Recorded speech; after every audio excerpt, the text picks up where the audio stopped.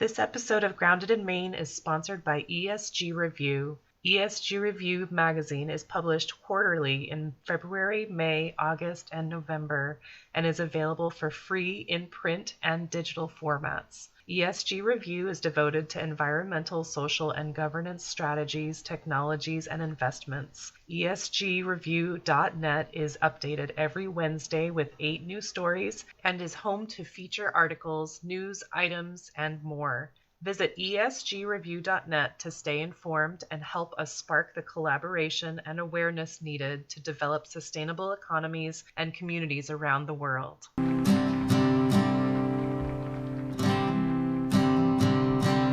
There's a place where there's no trouble, no more pain, no more struggle. Grounded in Maine podcast is an open conversation about how we show up for the world.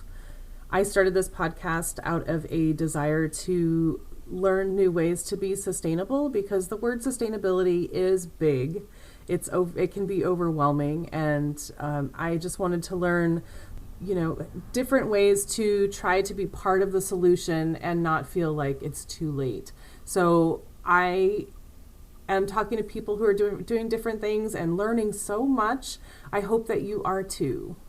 Hi there. Thank you so much for listening to Grounded in Maine today. My name is Amy Fagan. My guest today is Fred Horch, and a lot of Mainers probably know of Fred. Fred used to have a sustainability store downtown Brunswick where I live, so I've known of him for a long time. I've never had, that's not true. I guess I had some conversations with him a few years ago, but not about sustainability. So this is new to us. We had a lot to talk about, so I'm cutting this. The audio version, I'm cutting some stuff out so that it's not too terribly long. But if you want the full conversation, it will be on YouTube because I don't have capabilities of editing. So it's all going to be right there. But Fred is a wealth of information on sustainability. Obviously, he had the store. He's done a lot of research. He is very much living the life and walking the walk, I should say, not necessarily living the life because that sounds fancy, but he's just so generous with his time and his research. And he is actually doing, and he'll talk about this a little bit, he is putting together a book, sort of. He's doing like a Substack, but he is focusing on different areas of sustainability. And I did not know this when I approached him. So this was just really, really fun. So he is putting together a booklet about sustainability, talking about different subjects each time. And I've been posting a few of them on my Facebook group page, that just like sharing his posts when he shares his Substack post. And so if you would like to, I'm going to put his information in the show notes. If you would like to subscribe to those and get them on your own, he is talking about a lot of stuff. He's going really deep. And so you will learn all you would ever want to learn about those things, which is super cool. I'm just scratching the surface because I'm trying to make it not as intense for people who are just looking for a way to be part of the solution. So, if you want to learn everything there is to know about something and really go deep and understand the why and how and what other options are and stuff like that, I would definitely subscribe to his Substack. You will get all of that information. And so I just think that we are really in line, Fred and I, although he is way ahead of me. But it was really fun to talk to him and just absorb some of the information that he was sharing. And I just wanted to give you a little tidbit about that. So it's a longer episode. He has so much information to give, and we didn't even really focus on any specific subject. I was thinking about having him come back for, maybe seasonally or once a month or something like that. Have him come on and we can just discuss a subject. Or even I was thinking about maybe doing a panel and having a few people just discuss a subject and, just talk about what they know and stuff like that. I haven't really figured that out yet, but it's definitely been a thought of mine, especially having, with Fred saying okay to talking to me. I was like, I feel like I need to just grab the moment and take it for all that it's worth. And so I'm thinking about that, trying to figure out the best way to make that work. If you have thoughts on that, please share with me, because I want this to be as educational and also encouraging, so it's not too much. So feel free to share thoughts with me on that. I would love that input. But I'm going to let Fred get to the point. So here is Fred. I hope you enjoy this. If you do enjoy it, please feel free to share it with somebody, and feel free to rate, review anywhere you're listening. If you don't love it, if you don't mind just letting me know, because if I don't know what is missing, what you're not getting, I can't make changes. So please let me know. If you would like to be on the podcast, if you have a story, if you have knowledge that you would love to share, please let me know that as well. I would love to chat with you. Thank you so much for listening. Here is Fred Horch. Hi there. Today my guest is Fred Horch, who is a neighbor in Brunswick. But Fred has a long history of sustainability actions, I guess is a good word. But so Fred, how are you today? Thank you so much for being here. Well, I'm doing great. Thanks for having me. This is really fun. Yeah. So Fred, I first heard of Fred, I don't even know how long ago it was when you had your store, but so Fred had a sustainability-ish store downtown Brunswick, and how long ago was that? Right, yeah, that's going back a ways. So it's now 2023. So this was, more than a decade ago. I think it was 2006 maybe when we opened, somewhere in that time Wow. frame. Yeah, so it's been a while, and I had the store for about 4 years, and then we sold it, and it was there for another couple of years under a different name. So it's been a while, but it was a really, really fun experience for me. I never in a million years thought I would have a retail store in a small town on the coast of Maine when I was growing up, but I loved it. That's really cool. And I think you have probably the perfect personality to go to meet community people, and just, chat them up and have them come back because you know so much and you're just so personable. I know that's a big seller for me. Like if when you go to the store and someone is just you can tell that they hate their job. Right. You're like, you're not that person. Yeah. No, I love people. I love talking to people. My wife always teases me, like, when we were dating, like I was supposed to meet her somewhere, and I'd be walking along and I'd just run into a perfect stranger and I'd start talking to them, and then I'd be late for our date. So I find people just fascinating. I've lived all over the world, and especially people who are very different from me and think about things differently. I'm just really attracted to them. So I talk a lot. I talk to a lot of different people. And yeah, it was just a great fit. For the only thing that didn't fit was I had a young family. I had three kids, and so we ended up selling the store so that we could go on sabbatical to Japan for a year. And that, I would say, family is more important than business for me. So, but it was close. There were a few times where I felt like I was putting the business ahead of my kids. So, but in the end, the kids won, and so I don't have the store anymore. But it was really fun while it lasted.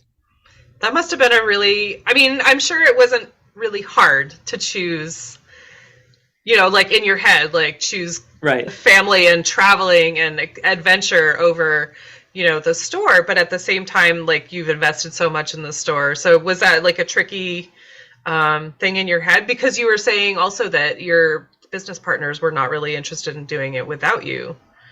Right. Yeah. Well, as you mentioned, the store was really, so it was named FW Horch, which is, my last name. And it really, I was there a lot. And it really became obvious after a couple of years that I really need to be part of, there. It was really sort of a reflection of me. Like my presence in downtown in Maine is kind of what made that store work. And I had great employees. I had really great staff.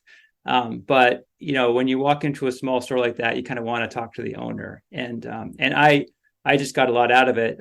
But my partners didn't. Well, they both did work on the store a little bit, but they were more interested in other things. They were there to help me and help the store grow. I needed to bounce ideas off. It's really hard when you have a business and you're the only person. I admire people who can do that. I can't do that. So every business I've had, I've always brought in people and tried to get other people involved. So that's what was happening with that store. I had two partners, and then when I'm like, well, I want to go to Japan for a year, it's like, nah, we really can't run the store without you, Fred. So if you want to keep the store going, you should sell it. So that's what we did. We found a couple buyers. We chose one of them and sold the store. We took the name though because I just didn't feel right. It was called FW Horch, and there was no Horch in the store, so it changed it. It was called Shift, I think, is what they called the store after they bought it. But it had everything. It had all the same products and everything, but it just didn't. It's hard to keep a store like that going if you don't really love it. Absolutely. Yeah, and I think again it was sustainable in an economic sense for me, and I think it was sustainable for them. But I just think the time commitment is just it's really tough to have a small business like that. And what items did you sell in the store? I know we were talking about compost. Yeah, right. Yeah. So the name of the store was FW Horch Sustainable Goods and Supplies. And it actually, the first thing I did is I actually bought shares in a store called the Green Store. So I became an owner of the store. And actually, at the time that I bought into that business, the Green Store had a solar division, which became Revision Energy, which is the largest solar installer in New England now. So Revision's very successful, but it started as part of the Green Store. And then the Green Store was in Belfast, and they had another location in Damascata. And when I somehow got to know the owners of that, I think there was 4 or 5 of us who were shareholders in that company. And I pitched them an idea of opening up a location in Brunswick that I would run. So that's what we did. We opened up a branch of the Green Store in Brunswick. It was on Pleasant Street in the church at 4 Pleasant Street. And I think you'd find in Vessel now, but we opened that store, and so it was almost like a franchise, right? It was the Green Store, had been around for a long time. I love the concept, but the part of it that I didn't really understand and appreciate was how much of that store was sort of health related. One of the Ellie Daniels, who owned the store, that was the manager up in Belfast. She's a midwife. And there was a lot of supplements, and there was a lot of stuff about personal health. And I'll tell you, I got very uncomfortable. I'd have people that had seasonal affective disorder, which is, they're depressed basically, and they're suicidal. And, we would sell this light therapy sort of thing, and people would come in asking about all sorts of supplements, about all their health ailments. And I was like, I just really do not want to do that part of the business. But we also had this solar installation business, which I was excited about. And we sold, kits and parts for people who were living off grid. And then we had a little bit of stuff about, organic gardening. We had clothing. We had building supplies. We had the Green Store is they called it a general store for the 21st century. I love it. But it was too much. And so I'm like, you know what I want to do? I want to focus on what I called the hard goods, the stuff that like if I point to something in the store, this is going to help save the planet. And we sort of had this meeting, and I was like, I want to take the Brunswick store. I want to get rid of all the soft, fluffy stuff and stuff that's making me nervous. And I want to focus just on the hardcore, the hard goods, the sustainability in terms of environmental, protecting the planet sort of stuff. And I'm like, you know what? That's not the Green Store. The Green Store has all these different parts. And it turns out selling supplements is very profitable, which is true. I mean, but I just don't want to do it. So I basically sold my shares back in the Green Store, and took all the products basically, and closed down the green store, and then moved onto Main Street and reopened as F.W. Horch Sustainable Goods and Supplies, and sold most of what the green store, I mean, there's a huge amount of overlap that first year, and then really focused on what turned out to be like composting turned out to be my biggest thing. But we ended up getting a paint mixture. We had paints in there. We had marmoleum flooring. I did help a lot of people with their off-grid solar stuff. Cool. And yeah, so it just really is like our tagline was practically saving the planet, right? So practically saving the planet. So what are practical ways you could save the planet? And I'm actually looking at a sign from the store right above my computer here. So awesome. I took that with me when we closed the store down. That's awesome. And I think that it says a lot about you, Fred, that you like to go into a venture with partners, with people to bounce ideas off of. Because if you were going into a business and you were like, this is mine, this is exactly how it's going to be, it may not be what everyone needs. And so to have other people to say, oh, well, what about this? And you're open enough to that, that I think it probably is why you were so successful. Because I think, and I kind of get, how you would be uncomfortable with certain things, the supplements and whatever, like you need to make it yours. Right. I have a problem with sales if it's not something that I know a lot about, or if it's something that I don't really believe in. Oh, like, yeah. I can't sell something that I right. wouldn't put my own money into. Yeah, and I hope that goes for anybody. I mean, if you have a store or business, really, I mean, if you don't believe in the product, don't do it, so. Yeah. I mean, I'm sorry, I can't help you with that because I don't know enough about it to really help you. So I'm really not going to carry it. Right. Because then you'd have to hire someone who does know something about it. And is that going to take away from, just focus on what you know and what you know you need. Right. For sure. I will say I ended up hiring Brett Thompson, who was just fantastic. And he was our worm guy. So I don't know if you remember when we used to sell worm bins in the store. I don't remember that, but I was not into that at that point. So he had this in Bodenham, he had this gigantic bin of worms. So it's like, as big as my office here, full of like these red wiggler worms. So he knew a lot more about that than I did. I know a little bit about composting, but so I do think it's great if you're interested in something, do hire somebody who knows more than you, because Brett knew a lot more than I did. And he was just hilarious. He was just such a great employee, and a good friend. And we'd go up to Common Ground Fair. We take the store up there once a year for the Common Ground Fair. And Fridays is when they'd have the students come by. It was like student day. And we'd have our worm bin set up, and man, it was like a show because Brett was there talking about the worms. All the kids and the boys would throw the worms at the girls, and the girls, like all the tomboys would. Girls are screaming, and it was just so much fun. And then people would take some. We had these little Chinese takeout containers that we put the worms in, and people would take them home, and we'd give them bins and tell them how to do it.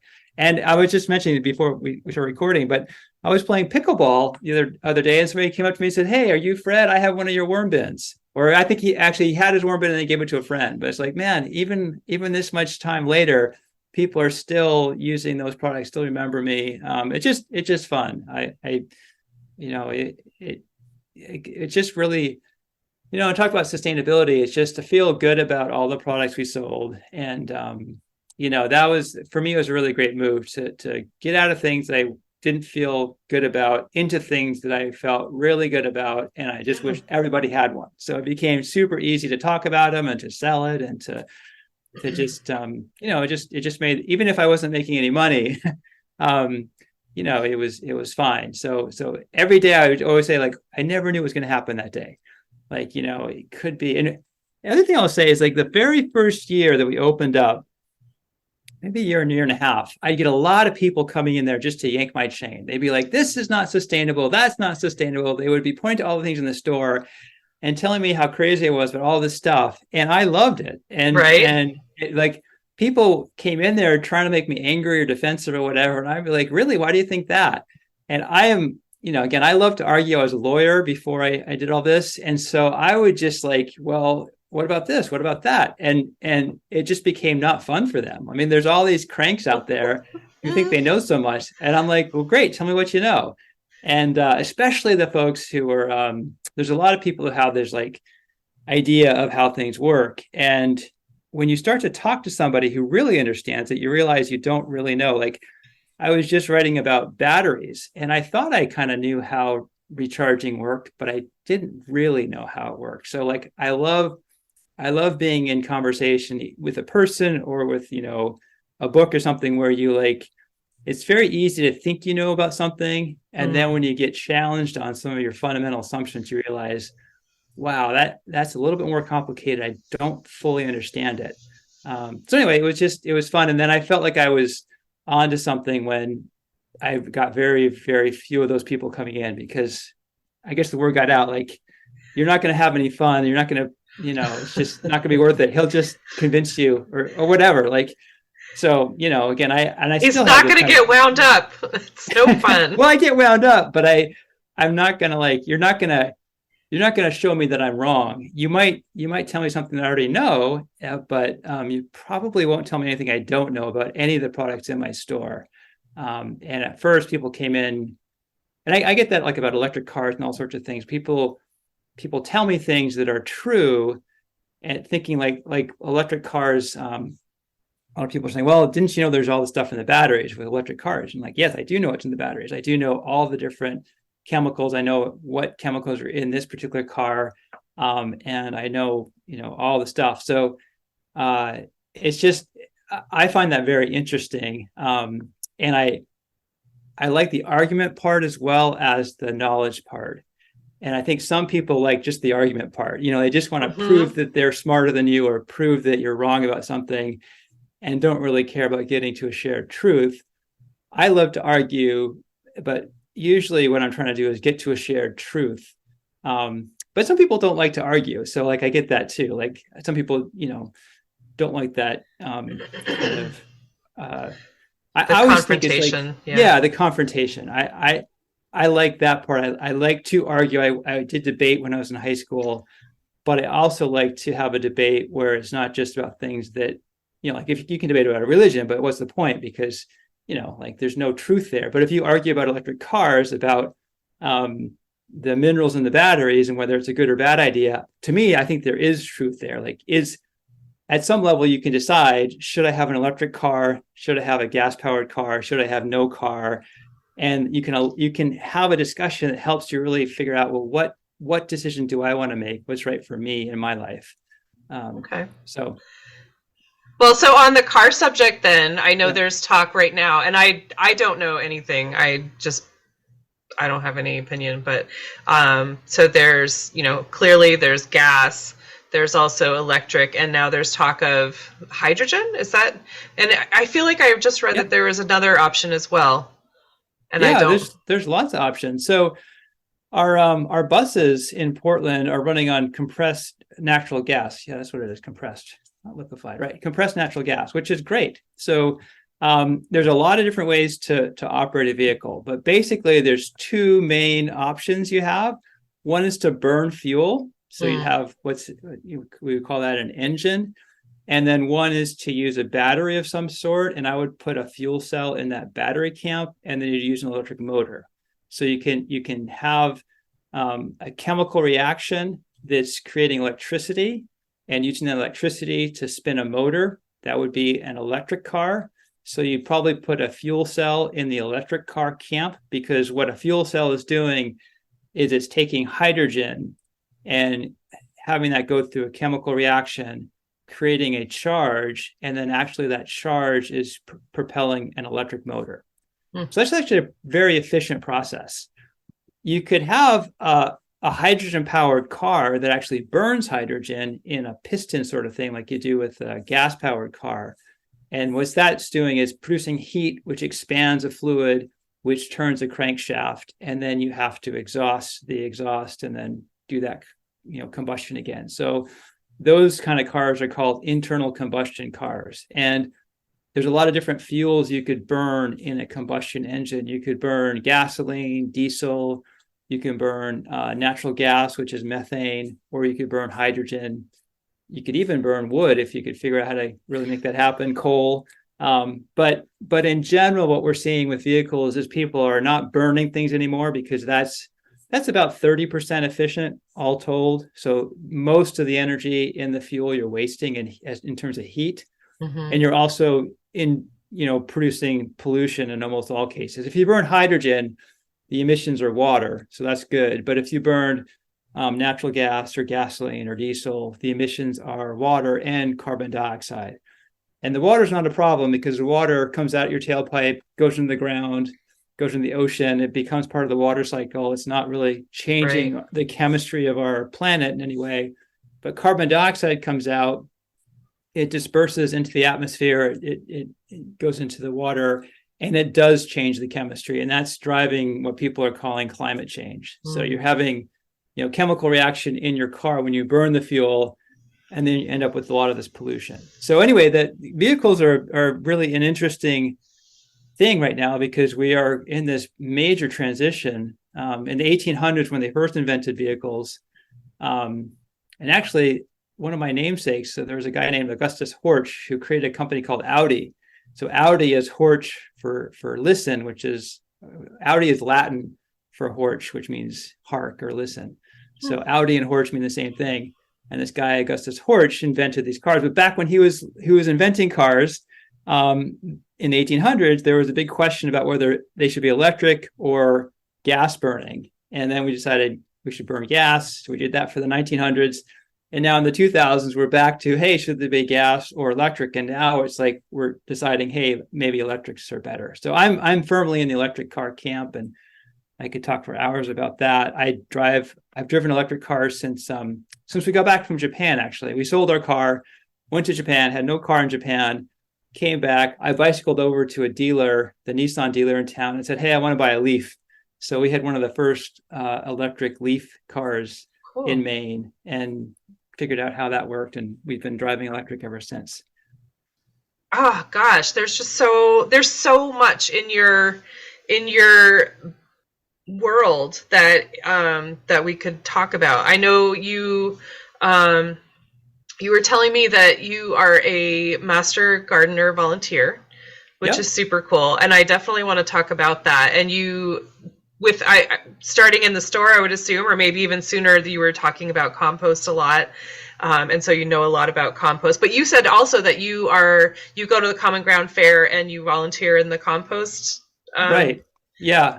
The compost. Is it a tent? No, it's not a tent. There is a tent. Compost... Yep, it is a big tent. Yeah. Oh, okay. So they have tables under the tent. All the compostable stuff goes to that tent, and then we sort it there, and we put stuff where it needs to go. It's a lot of fun. You get a special T-shirt if you volunteer for the composting duty at Common Ground Fair. But yeah, I think one of the things you were saying is you'd be interested in sort of how I got to where I am. So maybe I'll go back to, I grew up in Utah.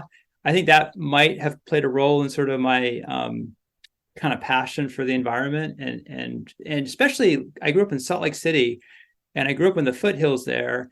And from my house, I could hike up to the mountains and hike over a ridge, and I'd be like out of the city. I'd be like in wilderness. And like really, if I grew up in the 70s in the Utah, like if you get out of Salt Lake City, it was like urban, and then it was like remote. Like I was in the Boy Scouts, and we'd do this wilderness. We went for a week and lived sort of like you had to like look for food and make your own water, all that sort of stuff. It was great. Went to the high Uintas and the wilderness there, no roads, So I really, for me, it was like there's a very clear distinction between the environment and, so the built environment, humans, houses, everything. I mean, very modern, living in Salt Lake City, and then walk just up and over this hill, and then you're like in nature. And I'd find like Indian arrowheads, and you'd have seen, cougars and deer, and just like, like you felt, so I felt like I could go between those two worlds very easily, and love kind of both of them. I really was into computers and all that sort of stuff, but also like to go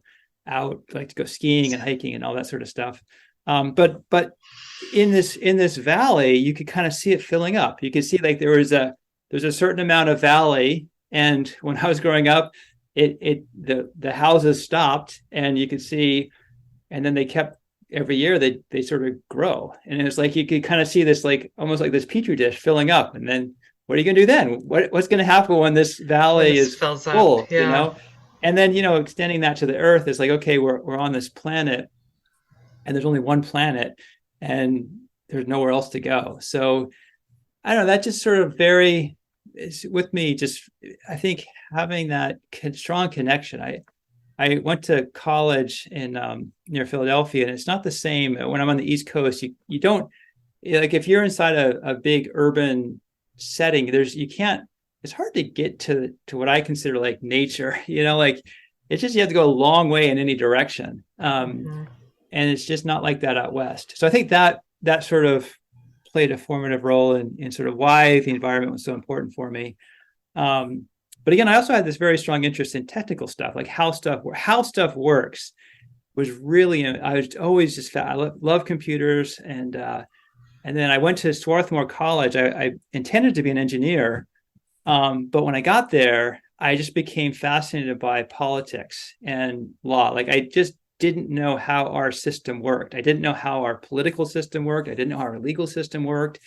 And Swarthmore is a liberal arts college, and it was Dukakis was running for president, and he's a Swarthmore grad, so he came through the whole presidential campaign. Came through. It's like stuff I'd never even thought about. Never. It's like, wow, this is so interesting. Like, so then I just really changed gears. I studied computer science mainly. Most of my time at Swarthmore spent doing computer science, but I really got interested in Russia, and I went to live in the Soviet Union. I studied Russian, and I became actually majored in political science, and ended up going to law school at Berkeley.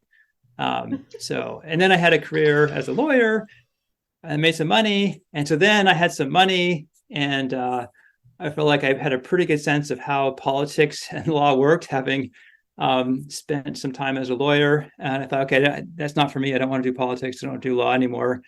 I want to save the planet. So my wife got a job at Bowdoin College. We moved to Maine. And ever since then, it's been like, okay, how can I save the planet? How can I take what I know, what I'm interested in, what isn't being done that could be done? And yeah, so I had the opportunity I didn't have to be a lawyer anymore. And I worked for Maine Interfaith Power and Light, which was rolling out a green electricity offer throughout Maine. So I got to travel all over Maine. And then I think that's probably where I connected to the Green Store people. And then since then, I've been really focused on, I'm calling myself a sustainability coach now. It's like, how do I help people understand how to be sustainable and then do a better job? That's kind of what I want to do. But a few years ago now, I guess 2014 maybe, a friend called me up, and we started a company called Spark. And so it's Spark Applied Efficiency, and we're a mechanical contractor. We do work for commercial properties, and we help them become more efficient.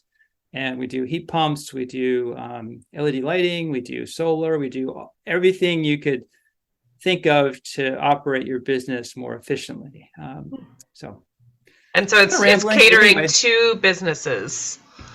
Right. Yeah. So my partner in that business is named Pat Kuhn, and I knew him from the Green Store days. He and Bill Barron started what became Revision Energy. And so Pat was sort of wrapping up his involvement with Revision and wanted to do something different, called me up sort of out of the blue and just said, hey, I have this idea for a different kind of mechanical contracting company, one that would be really focused on efficiency, on helping businesses use energy better, like less pollution, and just we're both very focused on how to be more efficient. And so like, yeah, let's do it. So we got a couple of clients, and then it's grown. We now have I think 12 employees, and we've done a lot of work. We built the gelato fiasco factory in town. We did the Portland Food Co-op. We helped build the Tao greenhouse. So we do really interesting projects. We just today I found out we're going to do a big solar farm down in Biddeford. Nice. Yeah, so it's really, really fun stuff. Do a lot of LED lighting retrofits, that kind of stuff. So yeah, and then yeah, I think I'm rambling here, but anyway, I'm always doing something. You've got a lot. There's just a Yeah, lot. I'm always like looking at my plate and thinking, gosh, how can I cram more stuff on there? When I was at Swarthmore, you're supposed to take 4 classes every semester, and I could never limit myself to 4. I always squeezing 5 on, and like I just it was, that's I guess the way I am. I just like if I could do one more thing, like that would be great. Like, oh, I want to do this, but I want to do that too. And so Right. It's too hard to choose, yeah. so I'm going to do both. Right. Yeah. Yeah. There's a girl that I volunteer with who is, I guess I think it's a COVID thing where you can get free schooling for a certain amount of time. So she's taking 6 classes, and she's like, Wow. I don't sleep anymore. But I think she's only got 1 more week. Well, there's some people like that. Just the internet is so great. I mean, nowadays, if you're curious and interested to know how things work, what a time to live. I'm still amazed, like by all the resources that are available through the internet. It's just incredible. And your podcast being one of them. Like, if you're interested, I think you said the genesis of this was, I want to be more sustainable. Well, what can I do? I mean, what a great thing. You can talk to people, you can share that, and then the next person along can see what you've learned and learn from it. So I love it. Yeah. So what do you want to talk about next? I know I'm just very, very rambly. Hopefully people have a sense of who I am and that I care about this stuff, and I think about it, and I thought about it for a very long time. Great. But is there anything in particular you want to talk about? Or I guess we want to talk about maybe about so I own a Spark, but I'm also working on a handbook. Is that something you want to talk about? Definitely. Yeah. So on Fred, you were saying that you wanted to save the world. Right. And yep. So one of the things, even though you have this business that is helping businesses to be more efficient and sustainable, you are also writing these handbooks for people to have for themselves on their, as well. So please tell us about that. I know that there are 3 handbooks. Yep. Yeah. So the idea is basically to share what I know. And the first one was on investing. And that's one of the reasons the reason I did that is because I've got 3 kids who had summer jobs and had a bunch of money, a couple $1,000s. And I you need to invest this. And that's something that comes up in sustainability discussions a lot. A lot of my customers would come into the store and want to do things, but budget's a limiting factor. So I think part of sustainability is money. I mean, and you can't sort of get around it. It's you need money to live in our society. We've if we didn't have money, we'd go back to older ways of living, and we probably couldn't have that many people living in Maine. So, we all need money. So anyway, that's the first handbook. And then I've also written a guidebook that really kind of sums up what we've learned at Spark. So that's the second one. But then the third one is a sustainability handbook. And it's really designed to help people understand sort of, it's a how to be sustainable. And of course, that begs the question, what is sustainable? If you're going to do it, how do you measure it? So it really dives into that question. Like, if you could give yourself a sustainability score, what would it be? What would you measure? How would you measure it? And how are you doing on it? And that's kind of the idea. For me, it's hard. You can do things without measuring them, but if you measure them, you can see if you're doing them well, and you can get better. And so that's really, we're trying to with a handbook, I'm really trying to break sustainability down into something that you can actually measure, and you can plan, and you can get better. So for an example, when I bought this house, we had 2 heating systems in it. We had a furnace that burned heating oil and blew air around, hot air. And they had a boiler, which is a hydronic system. So it burned oil. And then there were pumps that pumped the hot water through the house. It's a big house, way bigger than I would ever imagine owning.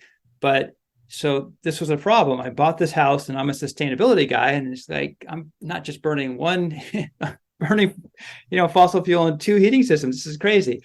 So I created this sort of plan, this long-term plan. It's like, I don't want to burn any fossil fuel. I don't want to buy fossil fuel, and I don't want to burn it. That's my goal. And then how do I achieve that goal? So it's easy to measure. Like, am I buying fossil fuel? I can tell, I can measure how much fossil fuel am I burning. And then I can get to my goal, which is burning no fossil fuel. And so I've achieved that. So that's the kind of thing I would like to do with the handbook, is help people set goals, measure them, figure out a pathway to achieve that goal, and then provide all the knowledge that's necessary to get there. That's really cool. I mean, I was telling you before, like, I think that the measuring thing is really good to, sort of set goals and stuff. And I think that it makes it more effective if you have, you don't have to, you have an end goal in sight, but you're not like, I have to instantly be this. Like, there is a process to everything. And, unless you're just, I went to the library to learn about worm farming and worm composting, and I did not plan to, but I ended up leaving with a worm bin, which awesome. you know something about from doing that at the Common Ground Fair. Right. But so that was not my plan. I instantly had a worm bin. That's great. But that's not typical for a lot of things. Yeah. But I think there's great room for that. That serendipity is great. But like, I remember reading an article way back when about a town just trying to figure out what to do about their landfill. And that actually became an issue here in Brunswick, because we used to have a landfill. It was filling up, and we tried to extend the life of the landfill as long as we could, because now what we do is we put our garbage on a truck and we drive it up to, was it June? Oh, West Bath. West Bath. Well, that's the transfer station. I don't know where it actually gets dumped in the ground now. But anyway, think about it. Who wants to be driving behind all these trucks full of garbage, right? So composting, it turns out, is a great way. Like, I think 40% of the stuff that gets buried in a landfill, you could compost in your backyard, turn into a great soil amendment, and not have to put it on a truck anywhere. So you could take 40% of the trucks off the road, save all that hassle and fuel and expense. So to me, it was like, wow, that's great. How do I compost? I didn't really know about composting. I didn't do it as a kid. And I really got into it. And so that's the kind of thing the handbook's about, is like, well, if you want to compost, well, what is it and how do you do it? And why? So composting is great for a lot of reasons. But it's, it can take a little bit of work to do. I get a lot of questions about stinky worm bins and can I compost this? And can I compost that? And should I compost this? And what do I do with the compost once I have it? And why am I not getting so much? Like, I had customers who would come in and buy a composter. They wanted to make compost because they're imagining of all this garbage, right? Of this food garbage, I'm going to have like lots of compost. And after a year, they'd come back so sad. They're like, I put all this food into my composter and I got this little teeny bit of compost out. I'm like, yeah, that's what happens. Yes. But it's great if you think about it, not in the sense of I want to make compost, but I want to prevent garbage and I want to save my town money and save landfill room. You've done a great thing. Just think about how much of that garbage never had to be hauled off to a landfill. So go into a bag and drive who knows where. Right. Yeah. Yeah. It's heavy, it's stinky. And then in the landfill, a lot of people don't realize this, but landfills are designed to contain things. And so the food that would compost naturally in your backyard goes into a landfill and it doesn't compost. And it produces methane instead, which is a very potent greenhouse gas. So there's a lot of reasons to compost. And I just love helping people do it. It's just a really fun, practical, hands-on, tangible thing. And every time I do compost, it makes me feel good. I feel like I'm doing something that's good for my community, good for the planet. And I just hope people, that's, I guess, another part of the handbook is how to feel like you're making a difference. What you're doing actually matters, because I think you mentioned this, like sustainability is so broad and so big. And how do I know if this is really sustainable or not? Am I making the right choice or the not right choice? Self-doubt and like, oh, is this even worth it? So I'm really hoping, it's not done yet, but I'm hoping when it is done, it'll give people a real sense of accomplishment. Like, okay, I know what I need to do. It kind of maybe helps you center a little bit on, and also take pride in some of the accomplishments, because you were mentioning you're doing a lot of stuff. You're a very sustainable person, but you might not give yourself credit. So I'm hoping that I have this thing called a sustainability score. I'm hoping people will be able to do that, and they'll be able to take pride in what they're already doing, and then see what's left for them to do, and then kind of have a better sense of, okay, what's my next step? I'm here, I want to be there, what do I do next?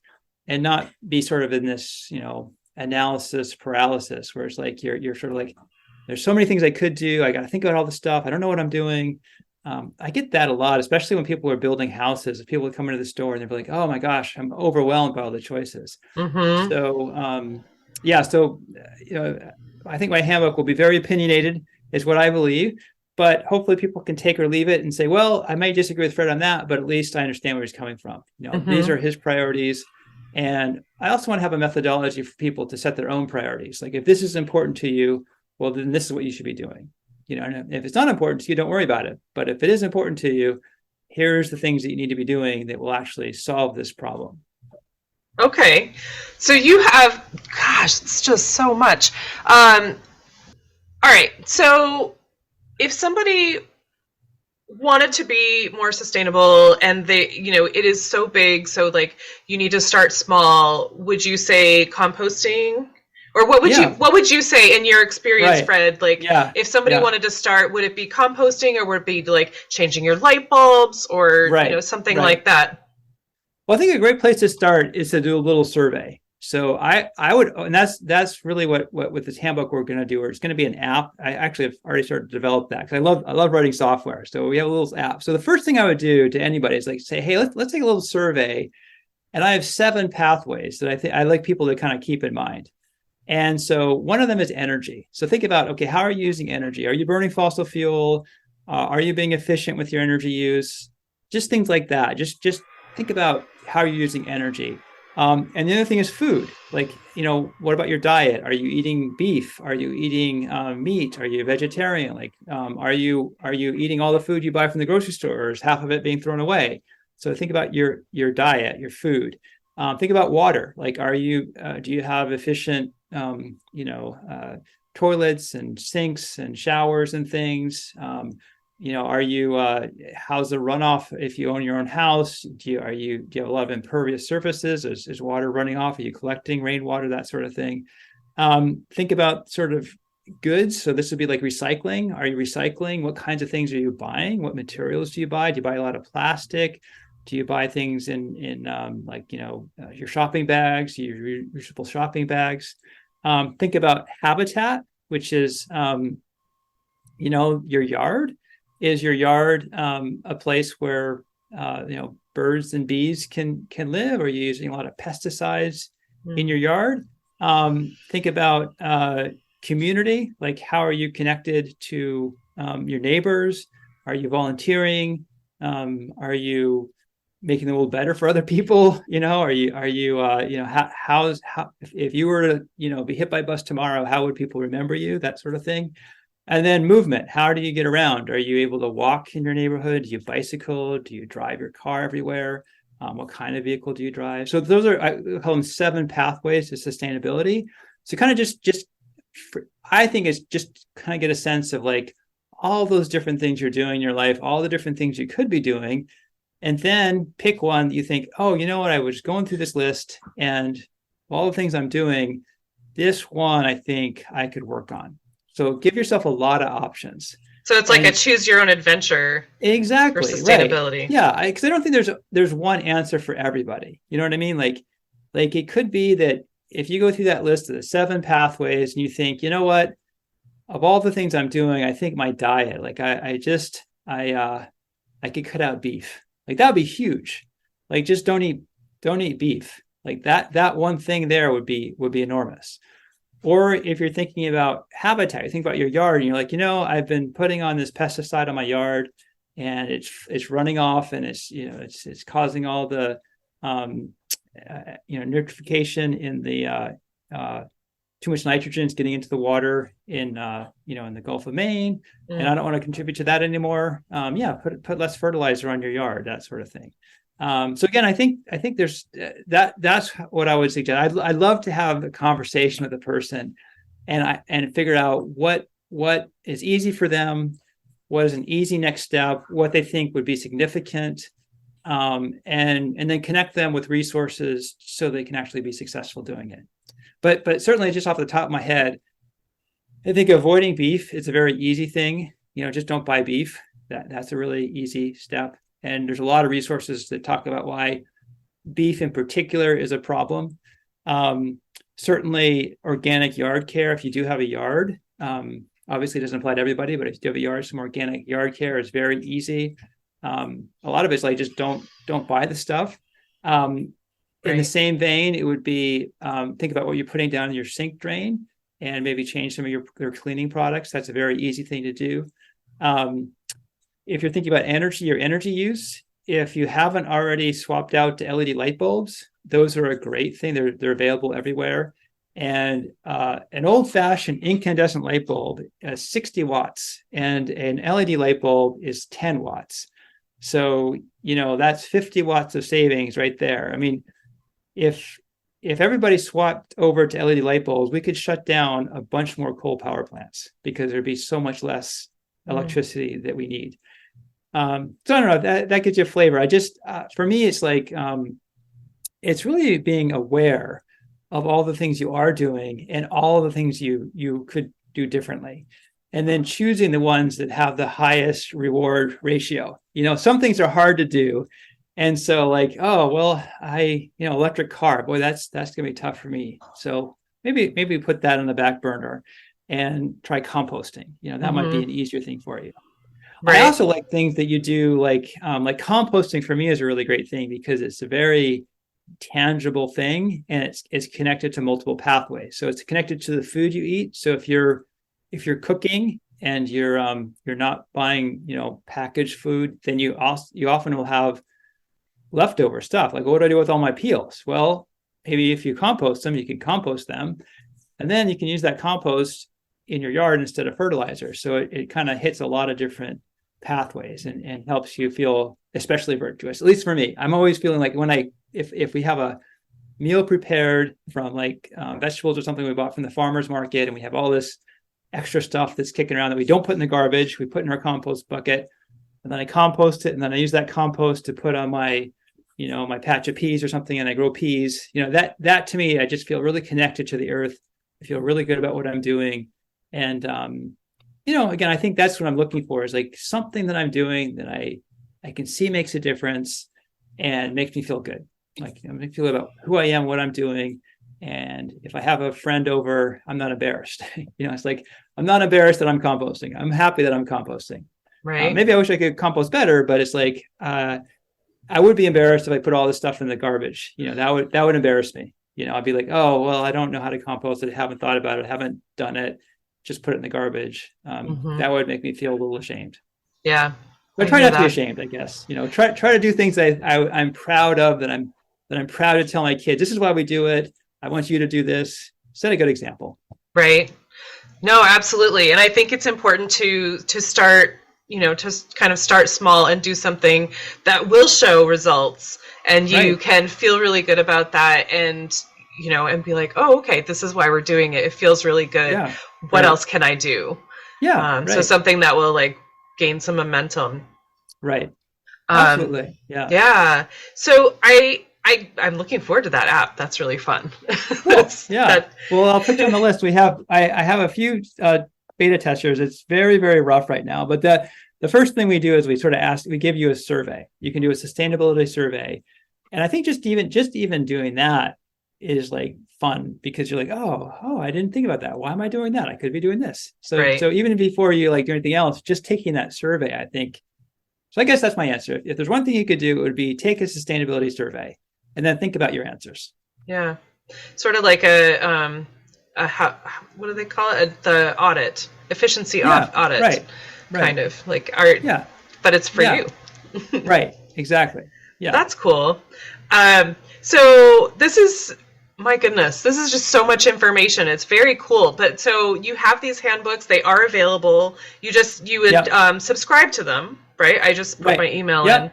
Yeah, HorchHandbook.com, I think it's a website. So it's not the greatest website, but I have written the investing handbook, the efficiency guidebook is there, and then the sustainability handbook is coming. All I have is a mailing list right now, but I also have started writing these little articles. So as I'm I'm writing the handbook, so I've got like all my chapters figured out, and I'm kind of writing it. But as I think about, I got to put this in the handbook, I'm writing these little articles. I've just started this like a couple weeks ago, and I'm publishing those on a website. So I think if it's not there yet, it will be soon. But I'll link everything from horchhandbook.com. So if you're all interested in anything I'm doing, anything you've heard me talk about, you can go there. You can see my book on investing, the guidebook on running a business, and then the sustainability stuff. I'll get as much of that as I can. And I don't think I'm ready for too many more testers because I know my app is so bad. I'll tell you, the one thing I'm really worried about is I ask people to put all this information into the app, and I'm worried I'm going to lose all that information. And so I don't want to have a whole bunch of testers who spend all this time and then I lose it. So I want to get a little bit more solid in terms of, I'm sure the database and everything is working, and I'm not messing things up so that people's time is well spent. But I'm hoping in the next month or so to be able to open that up and have more people testing it. And again, the way that app works, it's sort of like it asks you questions. You take this little survey of what you're doing, and then it will suggest things. Just what you're saying. Well, what should I do? If you take that survey, it'll say, well, I can see you're not doing this. Maybe you should do this. And there are already a lot of things like that out there on the web. Mm-hmm. So if you don't want to wait for my app, you can take somebody else's. It's just what I'm trying to do is really connect it to very like not just you should compost, but specifically this is what you should do. Like you should right. That, like, for example, if I were to recommend composting, I'd be like, okay, well, where is your compost going to go? Like, is it going to go into a bucket? Are you going to like get a service like garbage to garden? You can do that. It costs this much money per month, but that's certainly a way to do it. There's a free service in Brunswick. You can actually take your compost. They've got places in town you can take it for free. So if you don't mind, driving over or walking over or biking over and dumping your bucket in there, you can do that. Or if you want to actually make your own compost at home. So anyway, my app will say, okay, compost, and then it will really specifically say, okay, here's how you could compost. And I'm starting in Brunswick, so it'll have all of the information that's relevant to Brunswick residents first. But then my ambition is to sort of open this up, sort of like open source, and say, okay, if you live in X town and you know how to compost in your town, please put that information in the app so that everybody in your town can know the specifics for your town. Because not every town has what Brunswick has, right? So, and of course, I won't know that, but the ambition here is to create an app so everybody can sort of share their knowledge. And if you go to that app, you'll find out either somebody from your town's already found the answer, or you can find the answer and then add it, and then the next person will have the benefit of what you've done. And that could be another way to feel good about yourself. Like you pay it forward, maybe sustainability. Like you do something that's sustainable, you have a way to share it and help other people be sustainable as well. Cool. I like that a lot. That's a great way to think about it too. I mean, to help your community. I mean, I keep saying this, but like I have a little sticky note behind my desk, behind my computer that says community sufficiency. And I think you were saying earlier, what if I were to ask you where you came up with the idea for the podcast? But so I wanted to do like a homesteading podcast, but I was so discouraged by a lot of like exclusivity among homesteaders. Like if you don't if you have a cell phone, like you're not really a homesteader, blah, blah, blah. Yeah, and I totally would not fit into that category. Right. But you're not Amish. but and a lot of people say, you don't need to. It's all about self-sufficiency. Like you be able to take care of yourself, and I don't want to do that. Like so community sufficiency. Like you help your community, and they'll help you. Like it's right. So ultimately, what I'm doing is building myself a team. My community that's gonna, we're gonna take care of each other. Right.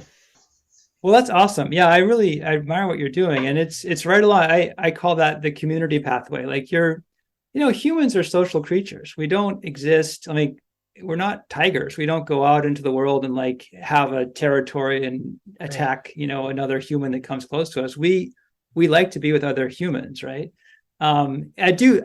But to your point about exclusivity, that is something that I really dislike. And so that's, I guess, another reason why I'm running this app and Handbook is like, it should be about you and your own values. Like, I'm all about sort of enabling people to enjoy their lives in a way that allow other people to enjoy their lives too, right? I'm not here about like, oh, if you do that, you're not sustainable. Like, well, how can you be sustainable? That's really what I'm trying to like. Okay, like for example, I like to travel.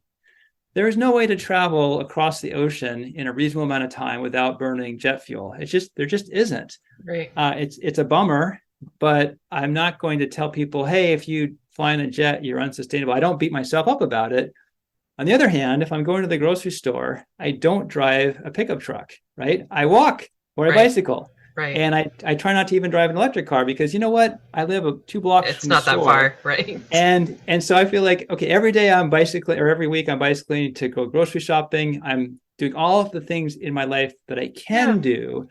And then I go fly on a jet when I want to go to Japan, you know, because I really want to go see Japan before I die. Like, you know, I'm not gonna deny myself that, and I don't want to deny that to anyone else. I just want to help people. You know, if you want to have a nice yard, maybe you do need to have some chemical fertilizers. Okay, but do you have to throw your garbage in the garden? Can you compost? You could do both. Like you could, so at least you could do something, right? Right. I mean, there's nobody that I've met that really wants to destroy the entire planet and be unsustainable, right? So there's always something that at least every person so far that I've come across, there's always something that we can agree on. Like, hey, wouldn't it be good if you did this, right? And sometimes it's just like having a long enough conversation to get to the thing.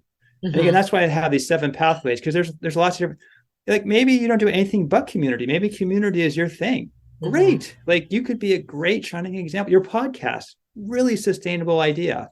It helps share information, it helps get people moving in that direction. That's like big points for sustainability. You have a very high sustainability score because of that podcast, right? That's a great thing.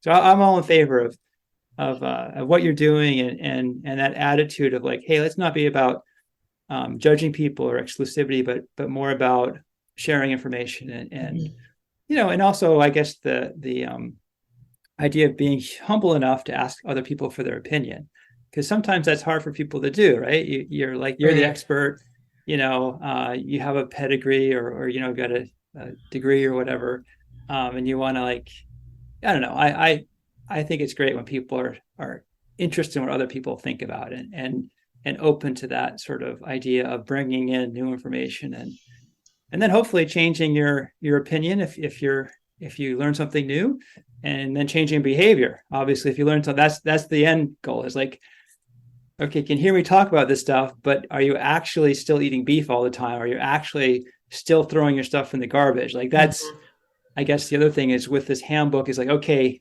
you've read this stuff. Now, what are you actually doing? Let's take another, like take the survey, do a bunch of stuff, and then take the survey again and see what's changed. Okay. I like that. I mean, yeah, people are going to do what they're going to do, but I'm hoping that these messages that I'm sharing every week are, you know, will touch somebody and have them say, oh, I could totally do that. Like, right. Yeah. I could get a little compost bin and I could, you know, right. or something like, or I could change my light bulbs. Yeah. Yeah. Well, and I think even just a lot of people don't, I mean, there's so much going on. Like you don't even like, I'm sure a lot of people in Brunswick don't know that for free, you can take your compost and dump it and they'll deal with it for you. Right. I don't think that word has gotten out to every single person in town. Right. And so that might be something somebody hears that and like, oh, and then that's fantastic because one less bag of garbage going into the waste stream. Right. Well, honestly, I keep reading on the Nextdoor app that the places where the compost goes are overflowing. Well, that's another great thing. I didn't know that. So, hey, who do we talk to at the town? I mean, I volunteer at the Rotary Club, and I was just talking to the Parks and Rec guys, and one of them actually used to work for Garbage to Garden. Oh. How does Garbage to Garden? Anyway, so he's big into compost. He works for Parks and Rec, so maybe there's somebody in the town we could say, hey, let's make sure that we are taking care of. We're going to provide the service. Let's do it well, right? Yeah. And figure out how to make sure that those aren't overflowing. But that's amazing, though. It's a great. I mean, it's a bummer that it's overflowing, but it's also really cool that there are that many people utilizing it. Right. So it's encouraging. Yeah. Yeah, I mean, yeah. if that many people weren't composting before, that now the bins are overflowing. That's cool. Absolutely. But it would be really cool if it is not overflowing and people are not discouraged. That would be ideal, right? Yeah. Sometimes these are counterproductive ideas. Yeah. And that has happened. Like again, with composting, it's a little bit of a tricky thing because if you do it poorly, I think you've mentioned worm bins. That can be a nightmare. If you don't do worm bins well, you can have flies in your house, which is way more than some people want to deal with. Other people don't mind it, but there are some clients, some customers of mine who are like, they would come back freaked out, like, oh my gosh, I've got flies in my house because of the stupid worm bin. What do I do? And we sort of have to talk them off the cliff and say, okay, is worm bins really, is this, because there's always that, it's a biological system. Right. And with biology, you never know what's going to really happen. It could be all sorts of things. So, I haven't had flies yet. I've had mine for over 5 years. Yeah, well, you're doing it well. Some people are not as fastidious about, covering it. And once you get and also once, insects really do, just like us, they want to survive and have kids. So once you have a colony of flies in your house, it's hard to eradicate every single one. So that's for sure. So I hope I didn't jinx you. I hope your worm bin is going to continue to go well. That would be awful. Yeah. I can just see that maybe I've planted some doubts in your mind. Sorry if I did. we have the spring ants right now, and I'm like, oh, okay. I'm angry all the time because they're in my sink, and I just I'm like, oh my gosh, it just makes me feel like my house isn't clean, and it just makes me want to clean more, and I hate that. Yeah. But not flies. Not yet, anyway. But so Fred, maybe not ever. Right. Yeah. This has been so helpful. I'm really thrilled to connect with you and to share this information. When I say the word sustainability, what does that mean? What does that mean to you specifically, personally? Yeah, that's a great question. So I think especially after my experience with the Green Store, I really gravitate to the idea of environmental sustainability. That's kind of where my mind gravitates to. But I know that other people have different, views of it. But I'm always thinking about there's a famous United Nations definition, which is to satisfy your needs in a way that other generations can satisfy theirs. Ooh. Yeah. So it's thinking about, not using things up and not polluting. And then, so that they, very smart people, smarter than me, came up with that definition, but there's other ways to think about it. There's sort of the social justice angle to sustainability that a lot of people, especially now, are really bringing into it. But, when I think about it, I'm always going to sort of, I'm very human-centered, I guess, would be one thing. I think about what do people need? So we need clean air, we need clean water, we need food, we need companionship, all the things that make life on Earth really fun for humans. I'm thinking about how can Earth sustain people? So that's really kind of how I come to it. But that UN definition is pretty good because you're thinking, okay, I bought this house and there was a bunch of lead paint in it. It's oh, that's a bummer. They put all this toxic material that can poison my kids, and lead's no joke. You have lead poisoning as a kid, and you're permanently harmed. So let me not do that. Let me think about the chemicals I'm bringing into this house, so that future generations don't have to remediate a problem that I've introduced. Right. And so I think there's again, there's environmental, there's the human aspect, and then there's the time aspect to it. It's what's happening in the future. You're thinking about not just what immediately is happening, but down the road. And I guess the final dimension for me is sort of what if everybody did this? If I'm doing this and I'm one person, there's now 8 billion of us on the planet. Right. What if 8 billion people did this? Would I like that? Would I like 8 billion people to be doing what I'm doing? 8 billion people composting, that sounds pretty good. I'd love it. 8 people throwing garbage in the river, not so much, So I think about sort of scalability. If you can imagine 8 billion people doing something, it's probably sustainable. If you think, wow, if 8 billion people did this, how is that going to work? It's probably not sustainable. Yeah. Wow. That's a really interesting way to look at that. But what a great example you've been for the, 10,000, 20,000 in Brunswick. And then, and then the outer areas. But I think of all the things that I've heard about you, from you and reading and everything, and just, you've been such a great example. And I love that you started out in law and politics, and then you're like, I've done that. Like, I want to go save the world now. That's pretty Right. impressive. Yeah. Well, I was never in politics. I was exposed to that world.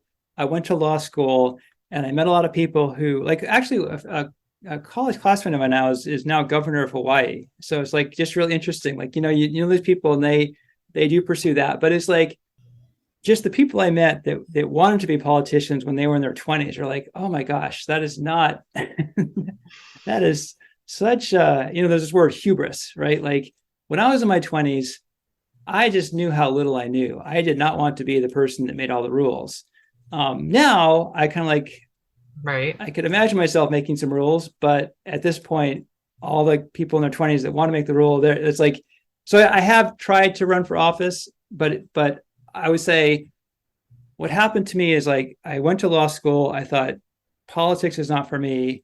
I came here, I opened my store, and then I met John Rensenbrink and Bob Dale and some really just people that were great friends. They've both of them have passed away, but they just convinced me that I ought to like try to change the system, because in my opinion, one of the big problems we have is that we have like we like to more people want to be sustainable, right? More people want to do the right thing, but it's actually our public policies make it hard to do the right thing.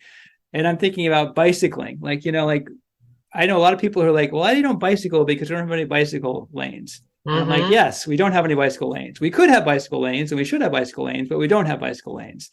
And people, I was helping people buy green electricity back in 2002.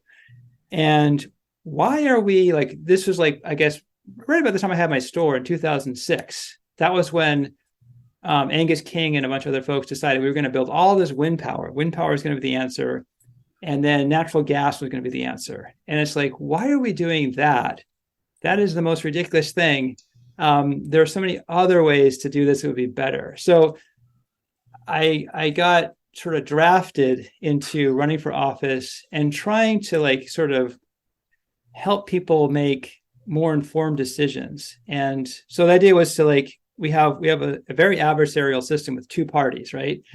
Anytime one party wants to do something, naturally the other party says no. And so Al Gore gets out there and, bless his soul, he's like, climate change is a problem. We need to do something about climate change. And he's a Democrat, right? Was vice president. Everybody knows he's a Democrat. And up till then, the Republicans had been, not super antagonistic about most environmental issues. But Al Gore claims that for the Democrats, and the Republicans can't help themselves, and they're against protecting the environment. It's like, what? How? Like, this is crazy. Wait a second. And, yeah, and most places in the world believe that formation of new political parties is one of the hallmarks of a functioning democracy. If you cannot create a new political party and have a hope of winning office, you probably don't have like a truly democratic system. I like life affirming things. I like people who are doing what you're doing, thinking about how can I be a better person? How can I work with my neighbors? How can we make our community stronger? That's really, where I like to go. So what is the best way to... Yeah, what's the best way to find me? So, my name is pretty easy to Google. You can always Google it. I think horchhandbook.com is probably going to be the website that I'll keep going. So if people want to like find out my sustainability stuff, that's a good way to find it. Yeah. I just want to take a moment and thank my guest again for speaking with me and sharing such great information. I also need to thank Buzzsprout for hosting this podcast, for Jane Bolduck and her amazing music genius, for Becca Coffron and her beautiful artwork. And I'd like to thank you for listening. Please check out the show notes. I'm going to have links posted in there if you would like to follow this guest and learn more about them. Thank you again. We'll talk to you soon. There'll come a day, my mama told me, when I find love to have and hold me, a heart that's strong and so sincere. Just tell me, how do I get there from here?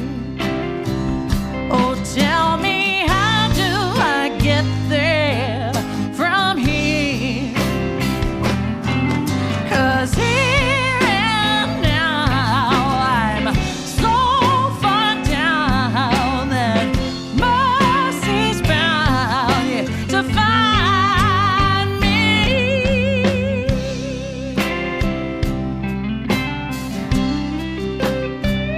We'll find a way to soothe the sickness. We'll heal the ache with sweet forgiveness. Wages of war will disappear.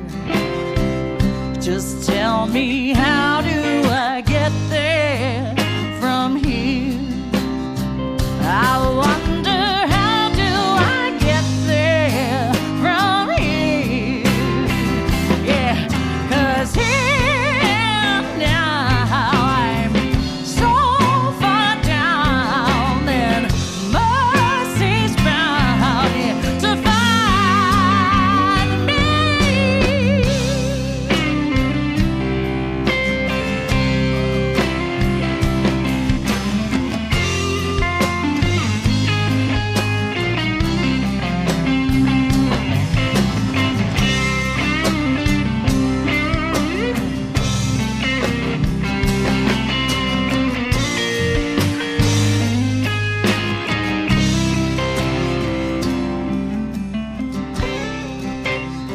When that state of grace has finally found me, well, there'll be music, ooh, and good friends around me, yeah.